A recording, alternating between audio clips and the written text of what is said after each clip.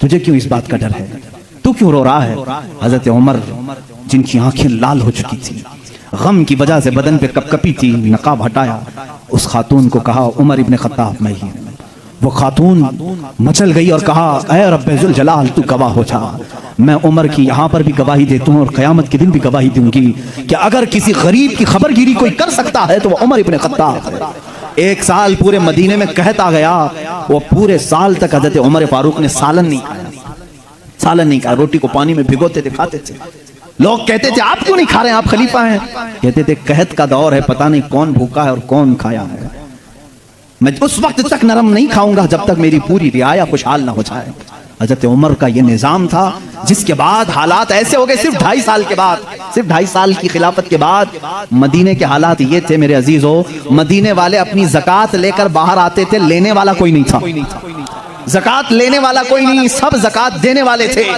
सिद्दीक़ उमर इब्ने Khattab रज़ियल्लाहु ताला अन्हु ने इतना कैपेबल कर दिया था, हज़रत मुआज़ बिन जबल यमन से वहाँ का माले गनीमत मदीने में भेजते हैं हज़रत उमर के पास कि मदीने के गुरबा और मसाकिन में ये बांट दें। बहुत माल आया था, हज़रत उमर ने वो ज़कात के माल को हज़रत मुआज़ बिन जबल पर ये कह करके वापस कर दिया, मदीने में अब कोई फ़कीर नहीं रह गया, सब ज़कात निकालते हैं, इसका कोई मुस्तहिक नहीं, यमन में ही बांट दो। हज़रत मुआज़ ने फिर दोबारा भेजा कि यमन में भी कोई फ़कीर बाकी नहीं है, जो थे उनको बांटने के बाद ये भेजा गया है। हजरत उमर ने वो माल दूर के किसी मुल्क भेजा जहां फुकरा व मसाकिन थे। ये निज़ाम अदल अगर कोई कायम कर सकता है तो वो उमर इब्ने खत्ताब है रज़ियल्लाहु ताला अन्हु। और जानते हैं पूरी कायनात के लिए, पूरी दुनिया के लिए हजरत उमर के वो काम जो आज भी दुनिया उनकी प्यासी है। और पार्लियामेंट के लॉ बनाने वालों के लिए मेरा चैलेंज है, उमर इब्ने खत्ताब के बनाए हुए कवानीन को छोड़कर आज पूरी दुनिया की किसी पार्लियामेंट में मुकम्मल लॉ कोई बना ही नहीं सकेगा, इसलिए कि जराइम के कवानीन, बच्चों के कवानीन, औरतों के कवानीन, बूढ़ों के कवानीन, सबके कवानीन सबसे पहले हजरत उमर फारूक ने मुरत्तब किए। और जानते हैं ये लेआउट बनाने वाला सिस्टम, डेवलप करने वाला सिस्टम, सिटी बनाने का प्लान सैयदना उमर फारूक का दिया हुआ है। सबसे पहले बसरा और कूफा आपने बनाया था, यानी मास्टर प्लानिंग के साथ सिटी बनाई गई। रोड बनाने का सबसे पहला काम हजरत उमर फारूक ने किया है। तारीख सबसे पहले हजरत उमर फारूक ने कायम की। बैतुल माल का निज़ाम सबसे पहले हजरत उमर ने कायम किया है। मस्जिदों के मुअज्जिन और मस्जिदों के इमामों के लिए तनख्वाह का सिस्टम हजरत उमर फारूक ने कायम किया है। और इतना ही नहीं, अदल का हाल तो ऐसा था कि किसी के साथ कोई रियायत नहीं, किसी के साथ कोई रियायत नहीं, चाहे वो कोई भी हो। मिस्र के गवर्नर के बारे में लोगों ने सिर्फ इतना कहा कि इनके यहाँ बहुत कीमती घोड़ा है, बहुत पैसों का घोड़ा है और इनका लिबास बहुत महंगा है, ये गवर्नर हैं। हजरत उमर के पास ये शिकायत आई, उनको बुलाया और बुला करके कहा तू रियाया के साथ क्या करने के लिए तुझे भेजा गया? वहाँ के पैसों से तूने कीमती घोड़ा खरीदा, कीमती लिबास पहना। वो उनकी गवर्नरी को माजूल करके 100 बकरियां खरीद करके उनको दिया कि अब जिंदगी भर बकरियां तू चराएगा। बकरियां चराने पर गवर्नर को रख दिया। ये उनके मामलात में फिर कोई कुछ नहीं कह सकता था। बड़े बड़े सहाबा, हजरत साद इब्ने अबी वक्कास को माजूल कर दिया था। खालिद बिन वलीद रज़ियल्लाहु ताला अन्हु, जिनको सैफुल्लाह कहा जाता है, जिस जिहाद में भी वो जाते थे फतह होना लाजमी हो जाता था, ये तो सबको मालूम है। हजरत खालिद बिन वलीद अपनी जिंदगी में इतनी जंगें की हैं, कोई जंग में शिकस्त नहीं हुई। उनका ये फख्र था, जब जिहालत में थे ना, इस्लाम नहीं लाए थे, वो जंगे ओहद के सिपह सालार बन के आए थे, उसमें भी उनको ही फतह मिली थी। कहते कुफ्र की हालत में भी अल्लाह ने फतह ही दी थी, इस्लाम में आए तब भी अल्लाह ने फतह ही लिखी थी। हजरत खालिद बिन वलीद एक ऐसे जर्नेल का नाम है जिसका नाम कयामत तक कायम रहेगा, लेकिन हजरत उमर फारूक रज़ियल्लाहु ताला अन्हु ने सिपह सालारी से उनको माजूल कर दिया था। सस्पेंड करना मामूली बात नहीं, लेकिन हजरत उमर क्यों करते थे जानते हैं? बाज लोग इसको नुक्ताचीनी करते हैं, हजरत उमर इसको हटाए उसको हटाए। हजरत उमर फारूक रज़ियल्लाहु ताला अन्हु के पास कुछ लोग सिफारिश लेकर के आए, खालिद बिन वलीद के बगैर जिहाद का मैदान कैसे होगा? उनको आपने माजूल किया, कहा माजूल किया हूं, लेकिन सिपाही बन करके वो जाएंगे, सिपाही बन करके जाएंगे, सिपाही सालार कोई और होगा। साहबा ने पूछा इस फैसले को लेने में कोई हिकमत है अमीरुल मोमिनीन? अल्लाह अल्लाह तवक्कुल देखें। अमीरुल मोमिनीन ने कहा हाँ जरूर हिकमत है। मैं मुसलमानों को यह बताना चाहता हूं कि कोई जिहाद, कोई जंग खालिद बिन वलीद की वजह से फतह नहीं होती, अल्लाह की मदद से होती है। सारे लोग ये डिपेंड होकर के ना बैठ जाएं कि इसी की वजह से होती है। मैं इस उसूल को तोड़ना चाहता हूं, फतह जो मिलती है वो अल्लाह की तरफ से होती है। ये यकीन देना था, बस इसलिए मैंने माजूल किया है। और यकीन तवक्कुल ऐसा हजरत उमर फारूक रज़ियल्लाहु ताला अन्हु का किताबों में लिखा है। मिस्र के गवर्नर, उन्होंने एक बुरी रस्म के मुतालिक खत लिख करके भेजा। दरियाए नील सूख जाता था हर साल, वहाँ के लोग अपनी 16 साल की एक नौजवान लड़की को ज़बह करते, उसकी बलि चढ़ाते थे। और खून जो है दरिया नील में बहाते। उनका अकीदा था बलि देने के बाद फिर दरिया जोश मारकर ऊपर आ जाता था, हर साल ऐसा होता था। उन्होंने जब इस्लामी हुकूमत वहां आ गई तो लोगों ने वहां के गवर्नर से, जो मुसलमान थे, सहाबी थे, उनसे पूछा हर साल हमारा मामूल है, इस साल भी आप इजाजत दें, जुलूस निकालेंगे, एक लड़की को ज़बह करेंगे, उसका खून डालेंगे। उन्होंने कहा मैं तो ये काम नहीं करूंगा, और अगर ऐसा है तो देखा जाएगा। वो खामोश रहे। दरिया नील हकीकत में सूख गया, पानी नीचे चला गया।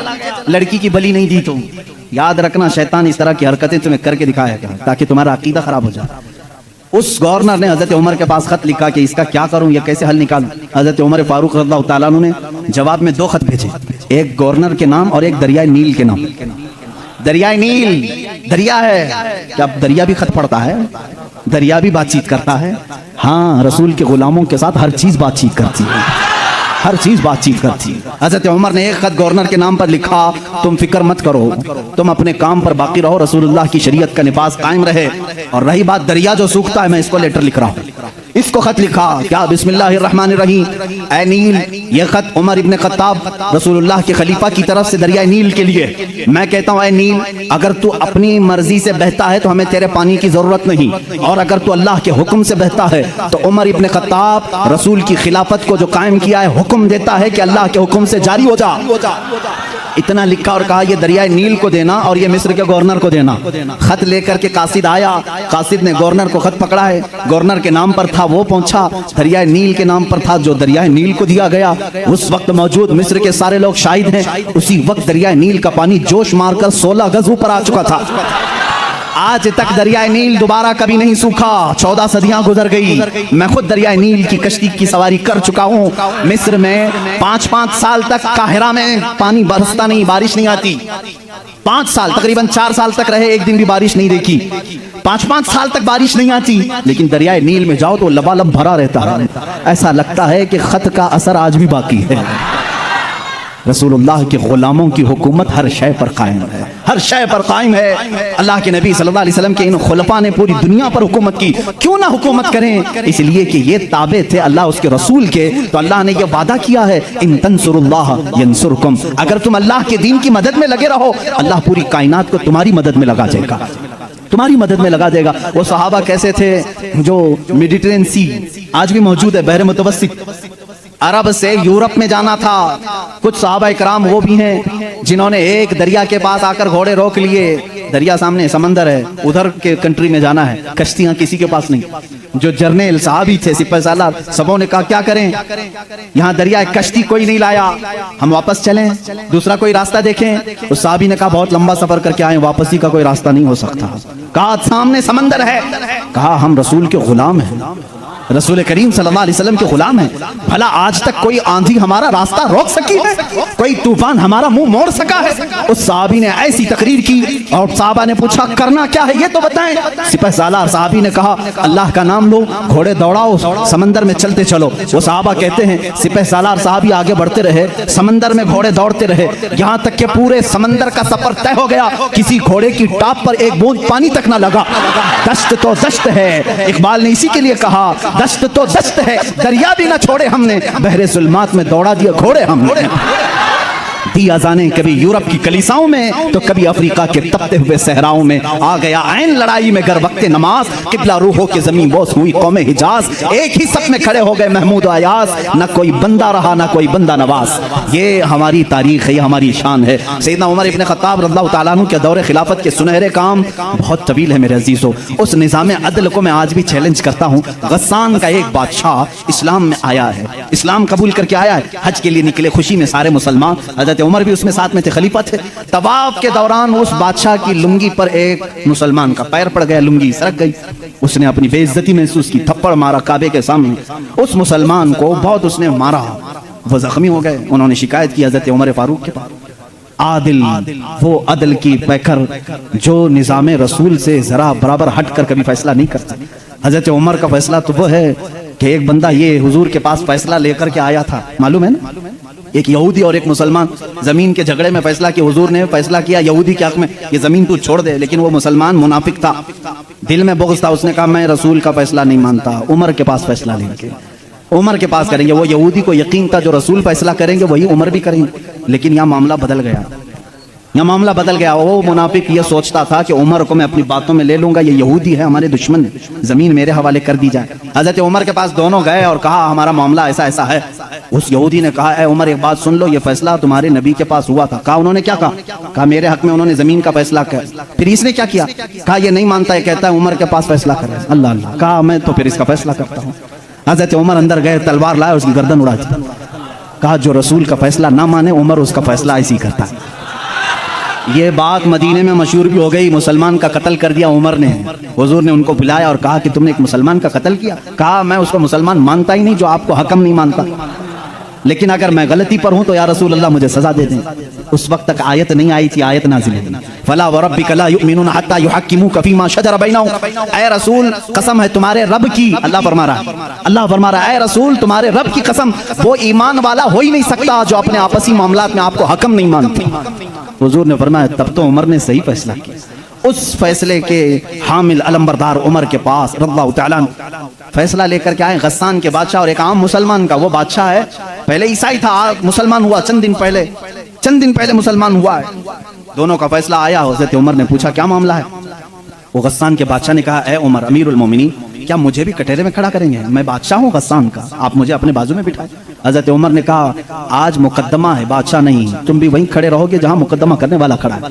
दोनों को खड़ा किया, मामला पूछा तो उसके बाद हज़रत उमर ने कहा तुमने ज्यादती की, उसका गलती से पैर पड़ा है। हाँ अगर तुम्हें लगता है कि उसने तुम्हारी बेइज्जती की तो सजा भी थोड़ी होनी चाहिए थी, लेकिन जितना तुमने उसको मारा है ये उसका हक है। कहा क्या फैसला होगा? हज़रत उमर ने कहा उस आम मुसलमान से जितने थप्पड़ ज्यादा उसने लगाए तू भी लगा दे, यही फैसला, जितना उसने ज्यादा मारा है तू मार। वो गस्सान का बादशाह कहता बादशाह को आम आदमी मारेगा?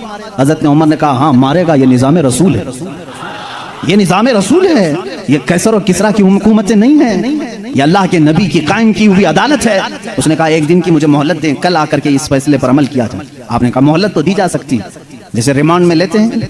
उसको छोड़ा गया, लेकिन वो बादशाह फरार होकर के भाग गया और इस्लाम भी छोड़ दिया, मुर्तद होके चला गया। हज़रत उमर ने उस दिन कहा, कुछ लोग कहने लगे हज़रत उमर उसके हक में बात करते तो बादशाह आज मुसलमान रहता। ऐसी कुछ बातें भोली भाली लोग करते हैं, ऐसा करते तो अच्छा होता, ऐसा नहीं करना चाहिए था। हज़रत उमर ने जलाल में कहा इस तरह के 1000 छोड़कर जाएं तो जाएं, लेकिन निज़ाम रसूल का एक हर्फ भी मैं अपने हाथ सामने से जाने नहीं दूंगा।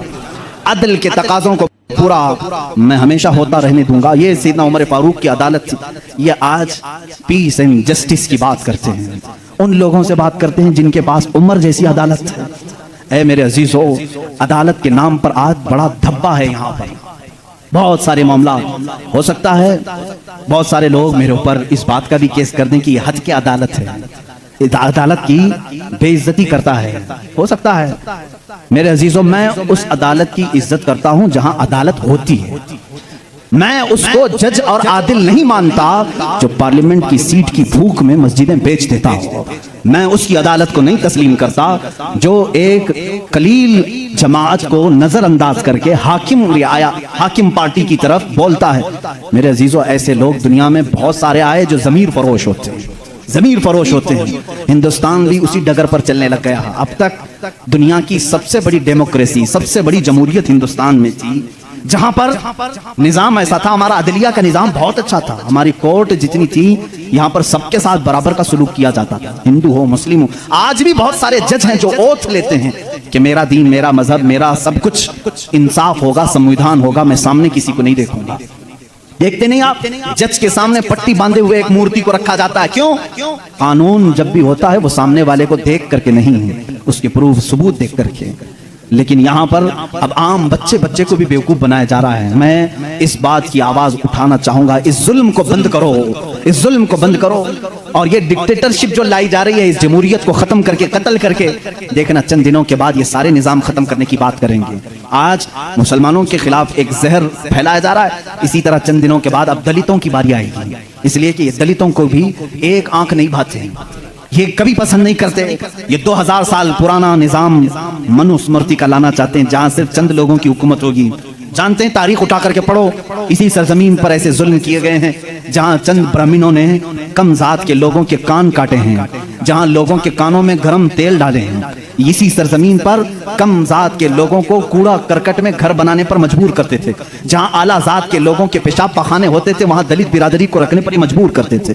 हर एक के गले में रस्सी बांधकर एक मटका लटकाते थे कि थूकना है तो दलित जमीन पर थूक नहीं सकता, उस मटके में थूकेगा, इसलिए कि उसका थूक जमीन पर पड़े तो ये अपशगुन समझते थे। उस पूरे निजाम को यहाँ पहले हिंदुस्तान में ये सारी चीजें चली हैं।